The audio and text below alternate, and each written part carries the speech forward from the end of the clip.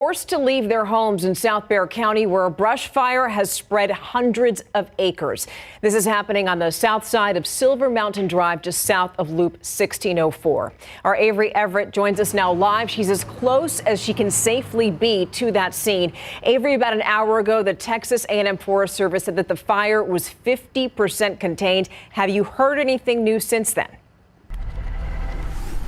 No, Stephanie, that was really the last update we got from officials, and it's going to be a long night ahead for firefighters here in South Bexar County. We're 2 miles away from where that fire first started, and you can see across the skyline that orange hazy glow just stretched. So like I said, the last update we had from fire crews down here were that 400 acres are burning. This is 50% contained, and about 30 homes have been evacuated. Now, we were told no homes have been lost with this fire, and we're told it started on Silver Mountain Drive. For context, right now I'm standing near Loop 1604 and Applewhite Road. Like Stephania, like you said, this is the closest and safest spot right now for us to stand. I want you to take a look at this video our crew shot earlier. We were told this fire has been burning since before 3 p.m. Officials tell us it started as an authorized burn approved by the county that just went out of control. The last update we got out here was that no people, no pets, and no livestock have been hurt. The wind was a big factor of why this fire just spread so quickly. Crews saying they're working to contain it now. We're working as hard as we can to make sure that we're not going to let the fire spread to any of these homes. That, you know, we have teams in place to protect those homes. You can't see it from behind me, but behind the camera, there are lines of cars and people just waiting to return to their properties behind me. We spoke to one woman who says she and her family have been waiting here since 5 p.m., 5 hours ago, trying to get access to their animals. Take a listen. We're just waiting to get it to clear because we live not exactly on the side on Silver Mountain, but a street beforehand, and we need to get some medication and our pets. So we know about 30 homes were evacuated, but we don't know how many people in total were evacuated. There has been a shelter set up at the Elmendorf City Hall for people who need it tonight. But again, no timeline out here on when people can return to their properties. Stephania, one other thing I wanted to mention, we know at least 10 fire departments are helping try to put out this fire. And we've learned at least one firefighter was treated out here for heat exhaustion. So just another thing that crews are battling out here. We're told that firefighter tonight is doing okay. Avery, thank you so much for that live report. Okay, so you're seeing it there, 90 degrees out there right now. And Adam, this is when we have to ask you about weather conditions. What are they like right now, and can they hurt or in any way just exacerbate, make this fire even worse? No, the weather conditions are not going to make it any worse. Now, Avery mentioned that the winds may have spread that fire a little bit as it got out of control, that controlled burn. Well, they were about 10 to 15 miles per hour earlier today when the fire started, gusting up to 20. They've significantly calmed down. You look at wind and relative humidity when it comes to wildfires, and this is nothing like what we get with the dry cold fronts in the wintertime and those consequent fires. Now, this is a high resolution look at our wind speeds, and I'm going to slowly zoom in so you have an idea of where this fire is. We're going to go just south of Selma here.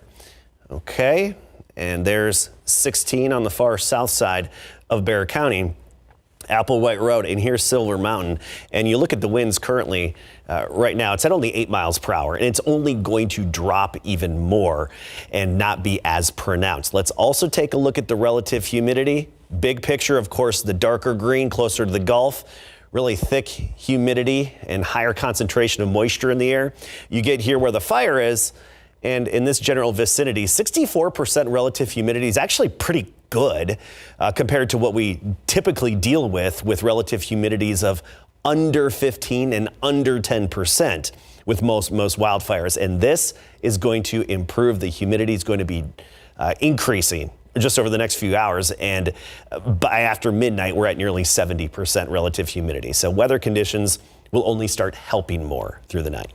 Okay, that's very good to know. Thank you for that, Adam. Now, in other news tonight, we're hearing from a man who survived a deadly crash, and this person managed to escape his truck as it went up in flames. Just an amazing story. We told you about this accident last week. It happened July 27th at the intersection of Southwest Military Drive and Logwood Avenue, not too far from I-35. 25-year-old Chandler Kruger died after crashing his motorcycle and also hitting 2 other vehicles. The night team's Avery Everett sat down with the man who was driving that truck, who says that he's now leaning on the community to find a way forward. I turn back and I see everything in fire. Carlos Diosdado said he had seconds to survive. Everything was very fast, that all the airbags popping. He was driving this truck that was hit by a motorcyclist on Southwest Military Drive last week. The crash killed a 25-year-old man, and it ended in a fire. Did you see the motorcycle coming? I don't see it. Get off the track! Some people that started yelling. My driver said he was stuck. How did you get out then? Put to the passenger side. Really? Yeah, I jump into the side and I just kick it out of the door and the most I can fast, and I just get out. Diosdado only had minor physical injuries, but he says the accident still keeps him up at night. When you close your eyes, you can see all the scene when it happened. In the fire, he lost his truck, his clothes, and his tools for work.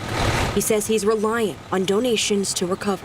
You never know what can happen. Diosdado says he's lucky to have his life, but now he's looking to the community for help. Avery Everett, KSAT 12 News. Certainly hope that he gets that help.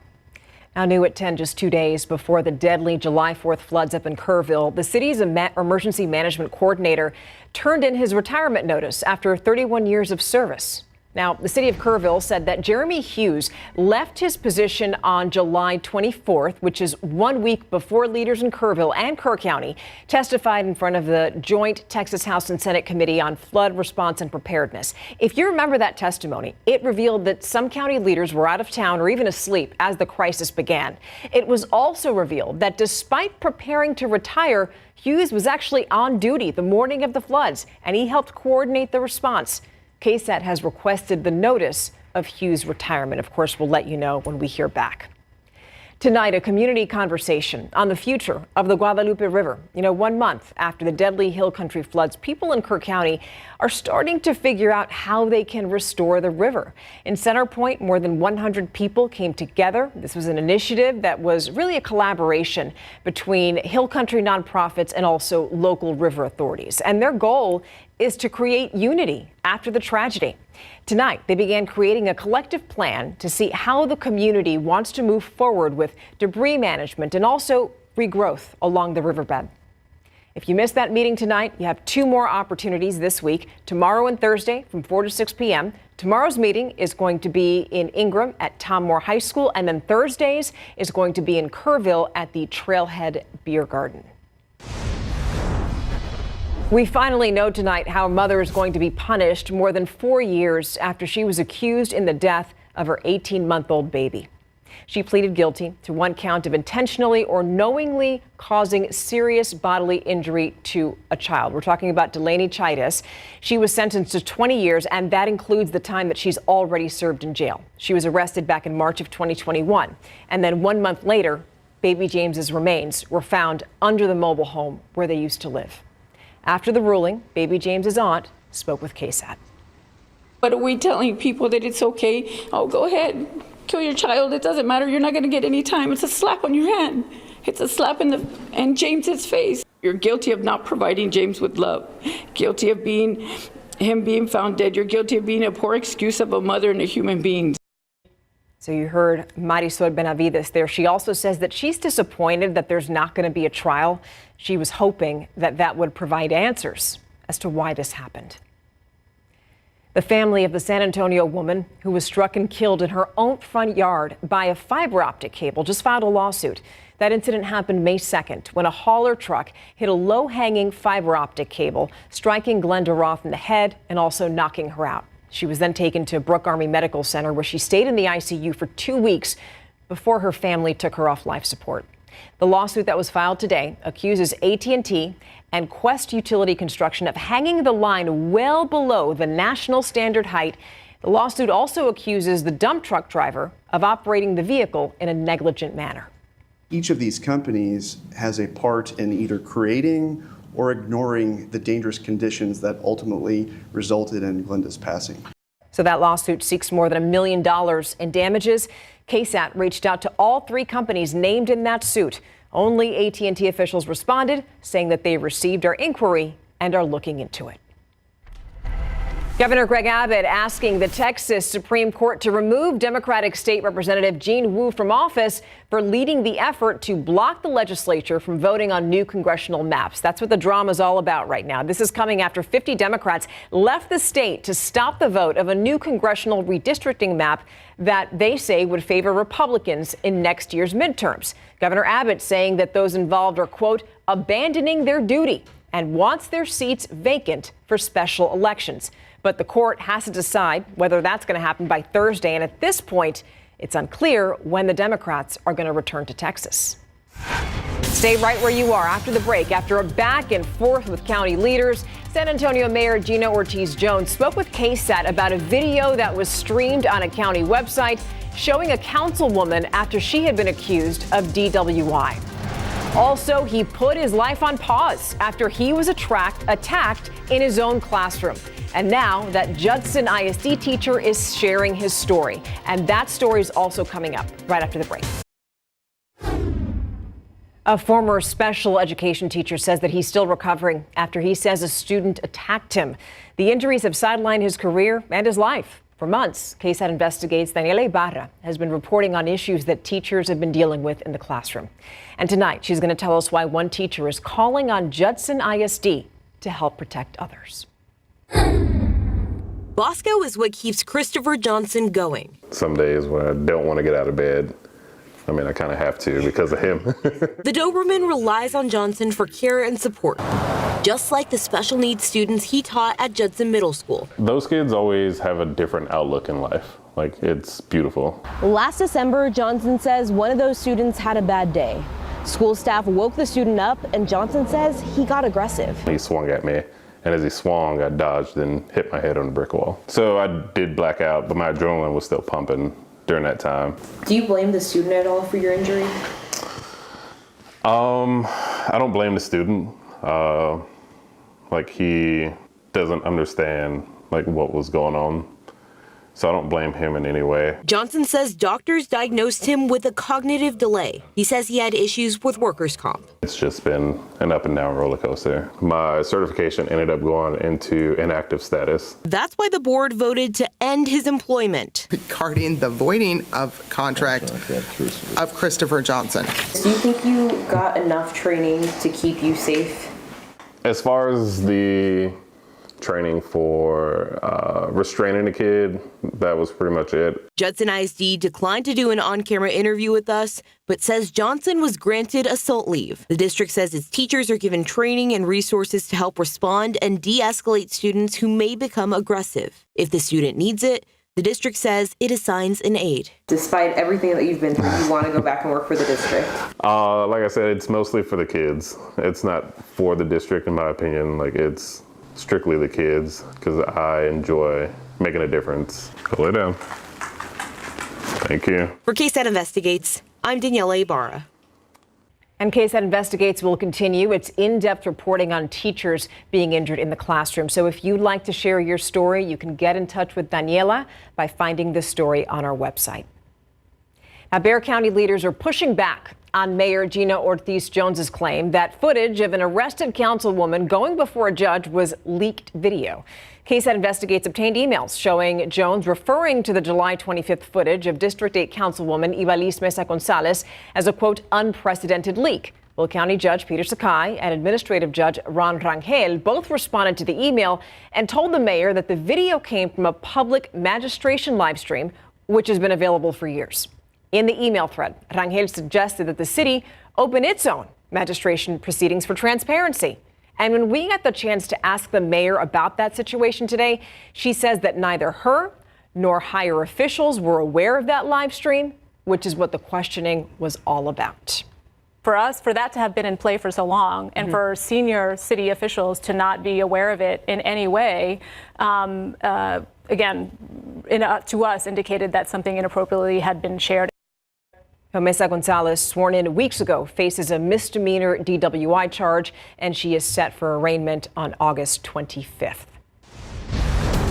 So now let's take a live look outside. 89 degrees, obviously the conditions that we're seeing right now. We want to keep close attention to that because of that fire in South Bexar County. But you're saying that it should be fine for firefighters, the conditions, that is, for them to fight this fire tonight. What else is on tap for the rest of the week? Yeah, as for the actual fire, relative humidity, it's actually fairly high and it's only rising, and wind speeds are really not bad, only about 4 miles per hour, and pretty much calm overnight. It's just going to be hot for the firefighters, warm this time of year and sticky outside. I do want to talk a little bit about rain chances, a few subtle chances here and there. Earlier today, we had some coastal showers that made their way into Lavaca County. That's likely to happen again tomorrow. We'll have some areas of rain along the coast, but then also just the off chance of basically a shower or two, maybe three, somewhere across our area, especially between I-10 and I-37. There's that potential. So just a slight chance of seeing a quick pop-up shower.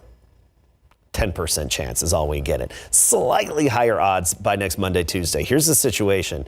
Upper level high, the big blue H, we're all familiar with that, especially from summers past when it was centered right over us. Well, for the most part, actually since May, mid-May, it hasn't been centered directly overhead. Right now, it's right over New Mexico. And so we have this northerly steering flow aloft, still influencing our weather, but not completely pressing down on us and giving us even hotter conditions than we would typically have this time of year.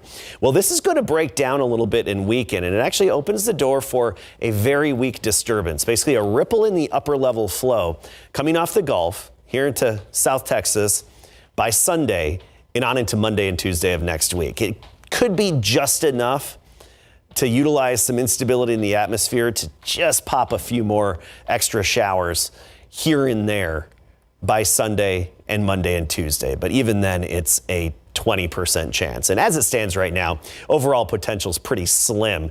We're not looking at the same kind of moisture content of the air as we were over the weekend when we had the very heavy downpours. I mean, we could have just a few splash and dash showers is the way it's looking right now. Of course, things can change a little bit between now and then, so check back in for the updates. But tomorrow, 10%, Sunday, 10%, Monday, Tuesday at 20%. Honestly, for August, just to be talking even any rain chance is actually fairly unique for us.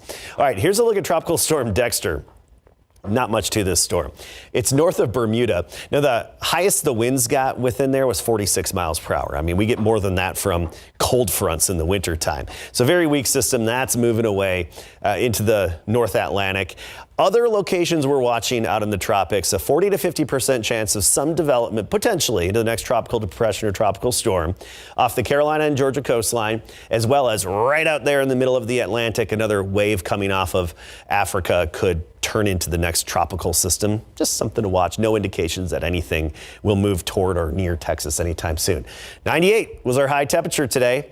That keeps us at 9 triple-digit days so far this year, behind pace of the past several summers. 76 in the morning, 90 at noon. We'll tack on a degree tomorrow, make it 99 for the high. A lot of sunshine, just some of those patchy clouds, fair weather clouds in the afternoon. Bandera tomorrow at 98, 97 Converse, 98 Poteet. Stinson on the south side, 99. And as usual, a little bit warmer, closer to the Rio Grande triple digits. Next week with those, very slight rain chances, right at something, 20%, probably back down in the upper 90s. But I think we'll tally up a few more triple digit day stuff. All right, thank you. I want to get to the drama. That is just the Cowboys right now. So what is Jerry Jones saying about Micah Parsons and whether he's going to be playing? Yeah, right now, Jerry Jones today, actually, and after the Cowboys and Rams joint practice, he shared his thoughts on whether or not exactly Micah will play week 1. And it's not an understatement, to say the Post Pirates are the kings of their district. That and more after the break. Camping with KSAT, powered by Thomas J. Henry. Today, Brian Schottenheimer called plays for the first time for the Dallas Cowboys as the Los Angeles Rams made the trip up to Oxnard for a joint practice with the Cowboys. Now, Schottenheimer said he had fun and at times got lost in the moment. Now, offensively, the Cowboys' rush attack struggled against the Rams. The passing game did better and tensions were high. After practice, Jerry Jones addressed the Micah Parsons situation, saying he's staying urgent to try and get a deal done with his star that requested a trade last Friday. But as for if he thinks Parsons will play week 1 against Philadelphia. No, Absolutely not. A big part of that is his decision. We'll work through it, or we will not work through it. Jones also said he hasn't talked to Micah since the trade request. Now, negotiations might be dormant, but the Cowboys are moving forward. Dallas and the Rams square off in a preseason match on Saturday at 6 o'clock. No, it's not a challenge getting Christian back. It's just a matter of him being in a good spot where he can come out and play well. He's been dialed in. He's been in a ton of meetings, a ton of walkthroughs on the side, even though it hasn't been live full speed reps. Day 2 is in the books for the Texans at the Greenbrier in West Virginia. Head coach D'Amico Ryans providing an update on Alabama product Christian Harris as he works through a calf injury. Harris is entering his 4th year with the Texans, but the linebacker has dealt with multiple injuries over a short amount of time. Now, the Texans continue to be cautious with him as he continues to rehab, but they hope to get him back soon. Well, the Post football team owns one of the most impressive active winning streaks in high school football right now, undefeated in district play since 2016. We obviously line up and play each other, and that night we want to kind of beat each other. But other than that, we root for each other. We're a pretty close-knit group. I'm sure a little bit they're rooting against you guys at some point. At this point. At this point, they are rooting for, I think, Pope to get knocked off, and honestly, streaks are meant to be broken. It is going to happen one day. Hopefully it's not under my watch, and hopefully, it ain't this year. Yesterday, the Pirates took the gridiron for their first practice for the 2025 season. Now, the only blemish on the program's record last season came from a regional semifinals loss. Aside from that, Poth was undefeated while continuing their brilliance in District 15 3A D2 play. We don't want to be that class to lose that streak and break all the work that these classes have done for, nine years now. We don't want to be the ones to lose that. So we do carry a lot of pride in what we do. We feel really good about it, but again, it's kind of they're scaring us too because we got to show up and show out for the community and our team. I think the coaches, they're really good coaches, teach us to do little things right, play hard all the time, fight, just keep battling no matter the score. They say our opponents are nameless, faceless, and just treat everyone the same. We've made a name for ourselves, deep playoff runs every year. Everybody knows in the state that we're one of the top dogs. Well, Manu is a pitcher and a MacArthur alum plays hero against the Yankees after the break.